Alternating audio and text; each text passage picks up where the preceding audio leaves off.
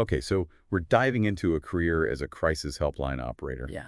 You want to be there for people in need, right? hmm But you also want a realistic view of the job. And Yeah. this RoleCatcher guide, it really digs deep. And right away, I notice how it's way more than just answering Oh, calls. yeah. It really is. It's like you become you're a lifeline for someone in a really dark place, offering comfort and practical help often at the same time. Yeah, and the guide, it doesn't try to make things seem easy. It talks about calls about like everything, breakups, money problems, even suicide.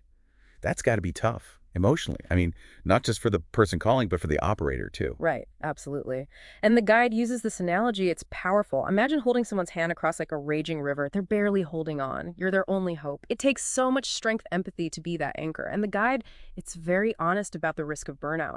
Makes you realize how important active listening is in this job. It's not just hearing words, it's truly getting the emotions behind them. Exactly. And that's where social perceptiveness is key. The guide gives this example. There's a caller. They're downplaying a situation, saying they're fine. But the operator picks up on these little things, like a hesitation in their voice or a shaky tone, and those cues, they tell a different story. And that lets the operator dig deeper, give more specific support. Wow, it's like being some kind of emotional detective. What got me too was the focus on knowing about law and government. I wouldn't have thought that'd be so important in a role about empathy and listening. It's all connected, though. See, let's say someone says they're dealing with domestic violence. The operator has to know the law in their state about reporting it, how to advise the caller on staying safe, how to connect them with resources. It's about using that knowledge to give practical help in situations that could be, life or death. So it's like you're not just lending an ear, you're a first responder.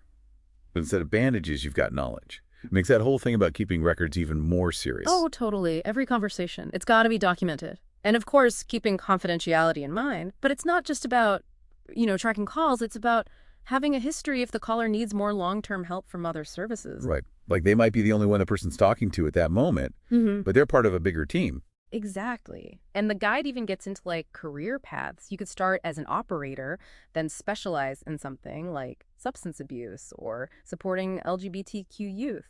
And that experience you gain, it becomes so valuable, maybe even leading training for new operators. And that's where getting that hands-on experience through volunteering, such a good idea. The guide recommends it, and I get it, you know?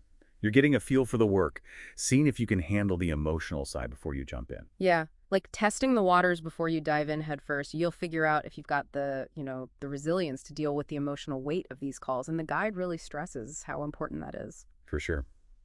And speaking of things changing, the guy talks about how tech is changing everything. It's not just about phones anymore. There's online chat, video calls, even support through apps now. Yeah, it's pretty amazing. It's opening up so many ways to reach people, giving support that works for them. Like, imagine a teenager struggling with anxiety. They might find it way easier to text than to actually talk on the phone. Technology can bridge that gap. It's like technology is opening all these doors, making it easier for people to actually reach out and ask for help.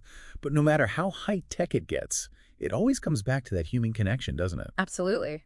Like you can't program empathy, you can't program understanding. And that's what a real person, a trained crisis helpline operator brings to the table. The guide actually makes this point.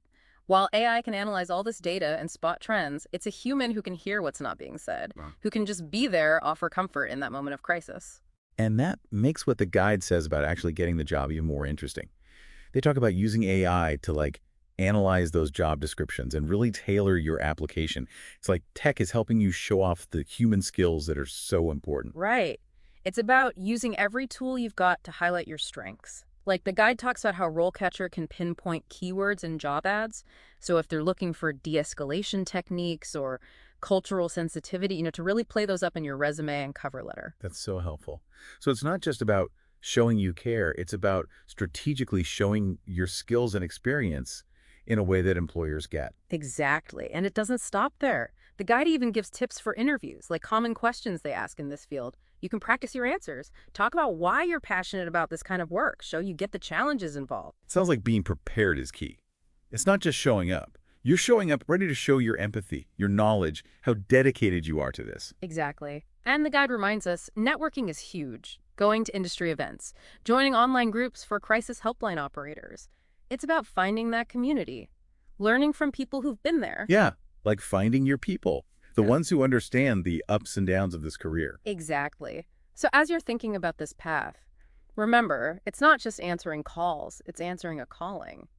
It's about making a real difference in people's lives when they're at their most vulnerable.